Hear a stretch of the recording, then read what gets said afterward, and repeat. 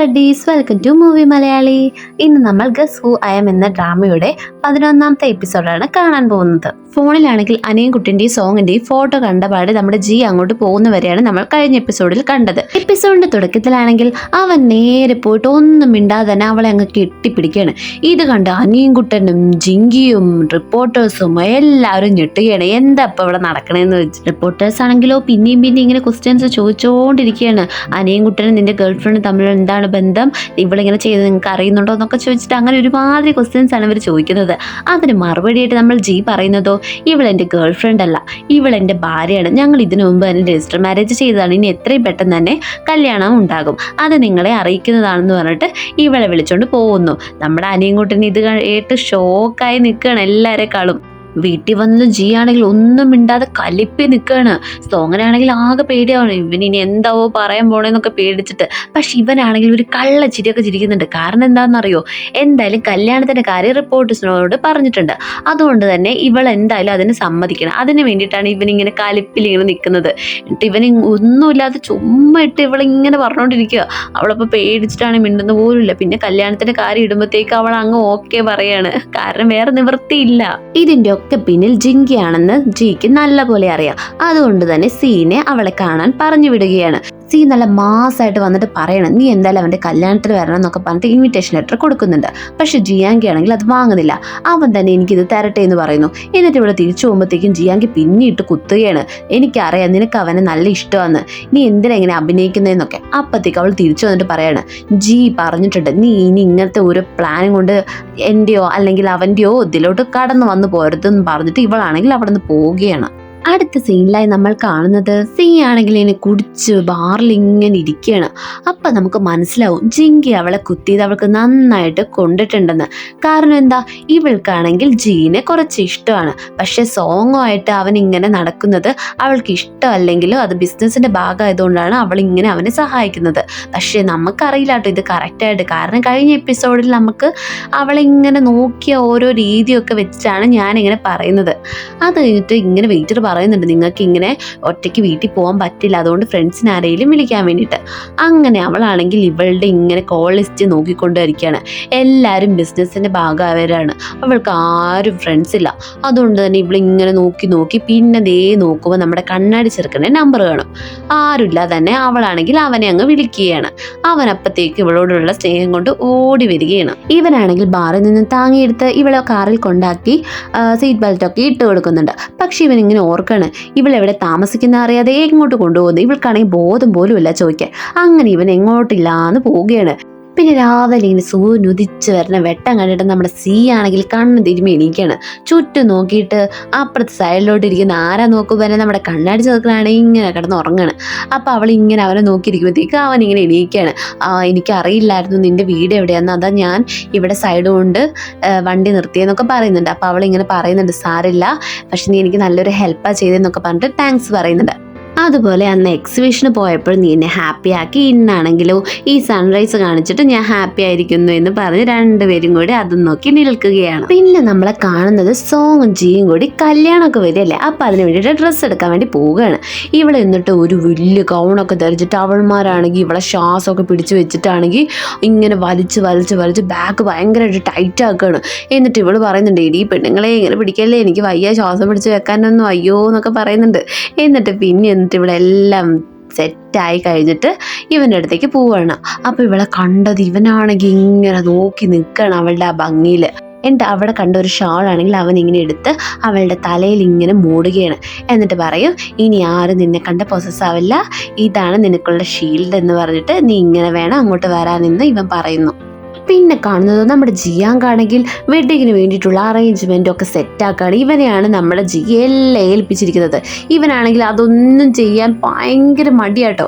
അപ്പോഴത്തേക്ക് ഇവനിങ്ങനെ ലിസ്റ്റ് നോക്കുമ്പോൾ എന്താ നമ്മുടെ ഷെന്നിൻ്റെ പേര് കാണും. ആഹാ ഇവളുണ്ടായിരുന്നു, ഇവളെയും കൂടെ വിളിക്കാന്ന് പറഞ്ഞിട്ട് ഇവളെ വിളിച്ച് വരുത്തുകയാണ്. എന്നിട്ട് പറയും, നിൻ്റെ ഫ്രണ്ടിൻ്റെയും കൂടെ കല്യാണമാണ്, മര്യാദയ്ക്ക് നീയും കൂടി അറേഞ്ച്മെൻറ്റ് ചെയ്യണം, അല്ലെങ്കിൽ ഇത് മൊത്തം ഫ്ലോപ്പ് ആവുമെന്ന്. പക്ഷേ ആദ്യം ഇവൾ സമ്മതിക്കുന്നില്ലെങ്കിൽ പിന്നെ സോങ്ങിന് വേണ്ടിയിട്ട് അവളെല്ലാം ചെയ്യുകയാണ്. ഇവൻ എന്നിട്ട് പാടി ഓരോ സ്ഥലത്തൊക്കെ പോയി കഴിഞ്ഞിട്ട് വരുമ്പോൾ എന്നാ ഇവളാണെങ്കിൽ ആ ടേബിൾസൊക്കെ ഭയങ്കര നന്നായിട്ട് അവിടുത്തെ സ്റ്റാഫിനെ കൊണ്ട് അറേഞ്ച് ചെയ്ത് വെച്ചിരിക്കുകയാണ്. ഇവനാണെങ്കിൽ ഒട്ടും പ്രതീക്ഷിക്കില്ല കേട്ടോ ഇവൾക്ക് ഇങ്ങനെ ഓരോ കഴിവൊക്കെ ഉണ്ടെന്ന്. കാരണം എല്ലാം ഒരുമാതിരി കാണിക്കുന്നതല്ലേ ഇവൻ കണ്ടിട്ടുള്ളൂ. കല്യാണത്തിൻ്റെ കാര്യം അറിഞ്ഞിട്ടാണെങ്കിലോ ചെയർമാൻ രണ്ടാമത്തെ ഭാര്യയ്ക്ക് ആകെ സങ്കടമുണ്ട്. കാരണം എന്താ, അവിടെ വേറൊരുത്തനും കൂടി ഉണ്ടല്ലോ, അതുകൊണ്ട്. പിന്നെ അതിലേറെ സങ്കടമാണ് നമ്മുടെ അനിയൻകുട്ടന്. അവൻ്റെ ഐഡലിനെ നഷ്ടമാകുകയല്ലേ. പിന്നെ നമ്മളെ കാണിക്കുന്നത് സോങ് ആണെങ്കിൽ അവളുടെ അമ്മയുടെ അടുത്ത് ഇങ്ങനെ പറയുകയാണ്, അമ്മേൻ്റെ കല്യാണമാണ്, അമ്മയും കൂടെ ഉണ്ടാവണം എന്നായിരുന്നു എൻ്റെ ആഗ്രഹം എന്നൊക്കെ പറഞ്ഞിട്ട് ഇങ്ങനെ സങ്കടപ്പെട്ടുകൊണ്ടിരിക്കുകയാണ്. അവിടെ ജി ആണെങ്കിലോ കല്യാണത്തിനുള്ള ഇങ്ങനെ ഓരോ അറേഞ്ച്മെന്റ് ഇങ്ങനെ ചെയ്തിട്ട് അവൻ ഇങ്ങനെ പ്ലാൻ ചെയ്തുകൊണ്ടിരിക്കുകയാണ്. അങ്ങനെ കല്യാണത്തിന് വേണ്ടിയിട്ട് എല്ലാവരും വരികയാണ്. ഇവൻ ഇങ്ങനെ എല്ലാവരും സ്വീകരിക്കാൻ വേണ്ടിയിട്ട് ജി ഇങ്ങനെ ഫ്രണ്ടിൽ നിൽക്കുന്നുണ്ട്. അപ്പോഴത്തേക്ക് ചെയർമാൻ വന്നിട്ട് പറയുകയാണ്, ഇത് നിന്റെ കല്യാണമാണ്, എല്ലാ റെസ്പോൺസിബിലിറ്റിയും നിൻ്റേത് മാത്രമാണ്, എന്ത് റിഗ്രറ്റ് വന്നാലും അത് നീ തന്നെ വേണം സഹിക്കാനൊക്കെ. അപ്പം അതാണെങ്കിൽ ഇവൻ ഇങ്ങനെ മൈൻഡ് പോലും ചെയ്യുന്നില്ല. അപ്പോഴേക്കും നമ്മുടെ അനിയൻകുട്ടനും ചേട്ടനും ഒക്കെ വരികയാണ്. എന്നിട്ടാണെങ്കിൽ ഇവൻ ഇങ്ങനെ വിഷ് ചെയ്യുന്നുണ്ട്. അനിയൻകുട്ടനാണെങ്കിൽ ഒന്നും മൈൻഡ് ചെയ്യുന്നില്ല കേട്ടോ. ചേട്ടൻ ഇങ്ങനെ വലിച്ചുകൊണ്ട് വന്ന പോലെയാട്ടോ നമുക്ക് തോന്നുക. അങ്ങനെ ഉള്ളിൽ കയറി ചേട്ടൻ പറയും, നിന്നെ ഞാൻ ഇങ്ങോട്ട് വിളിച്ചു വരുന്നത് എന്തായാലും ഈ കല്യാണം നീ കാണണം, അതുപോലെ തന്നെ ഈ കല്യാണത്തിന് മുമ്പ് നീ അവളോട് പോയി സോറി ചോദിക്കണം, എന്നാലേ ഇതൊക്കെ ശരിയാവുള്ളൂ, അല്ലെങ്കിൽ പിന്നീട് ഇത് ഭയങ്കര ഒരു പ്രോബ്ലം ആയിട്ട് മാറും എന്ന് പറയുന്നു. അങ്ങനെ കല്യാണത്തിന് ജിങ്കിയും കൂടെ വരികയാണ്. അപ്പോഴതാ നമ്മുടെ ചെനയാണെങ്കിലോ ഇവളെ കണ്ടതോ അങ്ങോട്ട് ഓടി ചെല്ലുകയാണ്. എന്നിട്ട് ഇവളുടെ പുറകേന്ന് മാറുന്നില്ല. ഇവളാണെങ്കിലോ എന്തെങ്കിലും കാണിച്ച് ഇവനെ ഒഴിവാക്കാൻ വേണ്ടിയിട്ട് പറയും, എനിക്കിങ്ങനെ ഐസ്ക്രീം വേണമെന്നൊക്കെ. അപ്പോൾ ഇവൻ പറയും, ഞാനാണെങ്കിൽ ഓർഡർ ചെയ്ത് വാങ്ങിക്കുന്നത്. അപ്പോൾ ഇവൾ പറയും, അയ്യോ അത് മെൽറ്റ് ആവില്ല അപ്പോഴത്തേക്കുന്നു. അപ്പോൾ അവൻ പറയും, ഞാൻ തന്നെ ഓടിപ്പോയി വാങ്ങിയിട്ട് വരാമെന്ന് പറഞ്ഞിട്ട് ഇവനെ അങ്ങ് ഒഴിവാക്കുകയാണ് ഇവൾ. എന്നിട്ട് ഇങ്ങനെ പോകുമ്പോഴായിരിക്കും ആ പ്രൊജക്ടറൊക്കെ ഓപ്പറേറ്റ് ചെയ്യുന്ന ആൾക്കാരെ കാണുന്നത്. അവരിങ്ങനെ മാറുമ്പോഴത്തേക്കും അവളിങ്ങനെ അങ്ങോട്ട് പോയിട്ട് ആ സിസ്റ്റത്തിലാണെങ്കിൽ ഒരു പെൻഡ്രൈവ് കുത്തിയിട്ട് അവൾ എന്തൊക്കെയോ അതെല്ലാം ആഡാക്കുകയാണ്. എന്നിട്ട് ഇങ്ങനെ പറയുന്നുണ്ട്, സോങ് നിൻ്റെ ഇല്ലേ എല്ലാതും ഇനി എല്ലാവരും കാണാൻ പോവുകയാണ്, ഈ കല്യാണം നടക്കില്ല എന്നൊക്കെ പറഞ്ഞിട്ട് അവളാണെങ്കിൽ അവിടുന്ന് പോവുകയാണ്. ഇതേ ടൈം ആണെങ്കിലോ നമ്മുടെ പെണ്ണാണെങ്കിൽ ഇതൊന്നും അറിയാതെ ഇങ്ങനെ ഒരുങ്ങിക്കൊണ്ടിരിക്കുകയാണ്. ഷെന്നാണെങ്കിലോ അവളെ ഇങ്ങനെ പൊക്കി പൊക്കി പൊക്കി അങ്ങ് ഇല്ലാതാക്കാണ്. അത്ര സുന്ദരിയാ നീ എന്നൊക്കെ പറഞ്ഞിട്ട് കണ്ണാടി ചെറുക്കൻ വന്നിട്ടും പറയുന്നുണ്ട്, ഓ നല്ല ഭംഗിയുണ്ടല്ലോ നിന്നെ കാണാന്നൊക്കെ. അങ്ങനെ രണ്ടുപേരും കൂടി അവൾക്ക് ഷോളൊക്കെ ഇട്ട് കൊടുക്കുകയാണ്. ഇതേ സമയം നമ്മുടെ അനിയൻകുട്ടനാണെങ്കിൽ ഇവളോട് സോറി പറയാൻ വേണ്ടിയിട്ട് അവിടെ നിൽക്കുകയാണ്. സോറി പറയണോ വേണ്ട വേണോ വേണ്ട എന്നൊക്കെ പറഞ്ഞിട്ട് അവൻ പല ക്യാരക്ടറായിട്ട് മാറുകയാണ്. പിന്നെ ഇവരുടെ സൗണ്ട് കേട്ടത് അവിടെ പോയി ഒളിക്കുകയാണ്. ഇതേ സമയത്ത് തന്നെ ഷെന്നാണെങ്കിൽ സോങ്ങിൻ്റെ ഈ പേടി കണ്ടിട്ട് അവളിങ്ങനെ പറയണം, നീ ഇങ്ങനെ പേടിക്കൊന്നും വേണ്ട, ഇത് നമ്മൾ ചുമ്മാ വർക്കിന് വേണ്ടിയിട്ടല്ലേ ചെയ്യുന്നത്, അല്ലാതൊന്നും അല്ലല്ലോ എന്ന് പറയുന്നുണ്ട്. ഇത് കേട്ടത് സി ആണെങ്കിൽ മിണ്ടാതിരിക്കാൻ പറയുന്നുണ്ട്. പക്ഷേ ഇത് ഓൾറെഡി നമ്മുടെ അനിയൻകുട്ടൻ കേട്ടു. അവനാകെ ഭയങ്കരമായിട്ട് ഹാപ്പിയാണ്, കാരണം ചുമ്മാ വർക്കിന് വേണ്ടിയിട്ടല്ലേ എന്നോർത്ത്. അങ്ങനെ ഇവൾ സന്തോഷത്തോടെ അങ്ങോട്ട് പോവുകയാണ്. ഇതേ സമയം ഇവരാണെങ്കിൽ ബാക്ക് സ്റ്റേജിൽ വന്നിട്ട് ഇവിടെ ഇവിടെ നിർത്തിയിട്ട് അവരൊക്കെ പോവുകയാണ്. എന്നിട്ടാണെങ്കിലോ ആ ടൈം ആകുമ്പോഴത്തേക്ക് ഇവനിങ്ങനെ വന്ന് നിൽക്കണം. അപ്പോഴത്തേക്ക് ഭയങ്കര നല്ല രസമായിട്ട് ഇവളിങ്ങനെ ഇറങ്ങി വരുന്നത് കാണാൻ.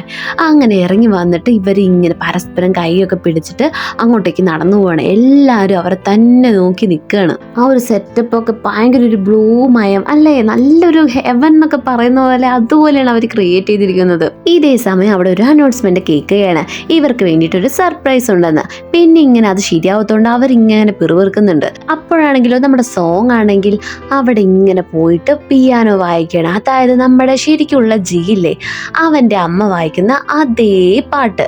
അപ്പോൾ എല്ലാവർക്കും അത് ഇങ്ങനെ ഇഷ്ടപ്പെടുന്നുണ്ട്, ഇങ്ങനെ ആസ്വദിച്ചിരിക്കുകയാണ്.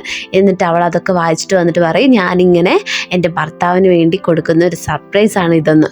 ഇതാണെങ്കിലോ കേട്ടിട്ട് ഇഷ്ടപ്പെടാത്ത രണ്ട് പേരുണ്ട് അവിടെ, ഒന്ന് അനിയൻകുട്ടനും ഒന്ന് ജിങ്കിയും. ഇവിടെ പ്ലാൻ ചെയ്ത പോലെ ഒന്നും നടന്നില്ലല്ലോ. അങ്ങനെ അവർ രണ്ടുപേരും എഴുന്നേറ്റ് പോവുകയാണ്. ഇത് കഴിഞ്ഞതും ജി ആണെങ്കിൽ അവളോട് താങ്ക്സ് പറയണേ, ശരിക്കും സർപ്രൈസായി, എനിക്കിത് ഇഷ്ടപ്പെട്ടു എന്ന്. അപ്പം നമ്മുടെ പെണ്ണ് പറയണ, ഇത് ശരിക്കും ഞാൻ പ്ലാൻ ചെയ്തതല്ല, ഞാനിങ്ങനെ ബാക്ക് സ്റ്റേജിൽ നിന്നപ്പോഴത്തേക്കും ജിങ്കി വന്ന് എന്നോട് ഇങ്ങനെ പറഞ്ഞു ഒരു വീഡിയോനെ കുറിച്ച്, അത് ഒഴിവാക്കാൻ വേണ്ടിയാണ് ഞാനിത് ചെയ്യുന്നത്, അതുകൊണ്ട് തന്നെ ഞാൻ വരുന്ന വഴിക്കാണെങ്കിൽ അതിൻ്റെ കണക്ഷൻ ഊരിയിട്ടാണ് വന്നതെന്ന്. ഓ നീ മിടിമിടിക്ക് തന്നെ എന്ന് ജി പറയുകയും ചെയ്തു. ഈ ജിങ്കി ഒരു മണ്ടി പെണ്ണായതുകൊണ്ടല്ലേ എല്ലാം അവളോട് ആദ്യം പോയി പറഞ്ഞത്. ഇങ്ങനെയുണ്ടോ? എന്നിട്ട് എണ്ണയെല്ലാം ഫ്ലോപ്പ് ആയിട്ട് ദേണ്ട പോണു ദേഷ്യത്തോടെ. അപ്പം ചേന വന്ന് മുമ്പിൽ നിന്നിട്ട് പറയാം, ദേ നിന്റെ ഐസ്ക്രീം എന്ന്. അവളപ്പം കാലി തുള്ളി ആ ഐസ്ക്രീം എടുത്ത് എറിഞ്ഞ് കളയുകയാണ്. എന്നിട്ടാണെങ്കിലോ പിന്നെ നമ്മൾ കാണുന്നത് ഇവര് റിങ് കൈമാറുന്നതാണ്. നമ്മുടെ സോങ് ആണെങ്കിൽ റിങ് ഇങ്ങനെ ഇട്ട് കൊടുക്കും. തിരിച്ച് ജി ആണെങ്കിൽ ഇട്ട് കൊടുക്കാൻ വരുമ്പോഴത്തേക്കും കണ്ണടിച്ചെറുക്കൻ ഓടി വന്നിട്ട് എന്തോ കാര്യം അവളുടെ ചെവിയിൽ പറഞ്ഞു കൊടുക്കും.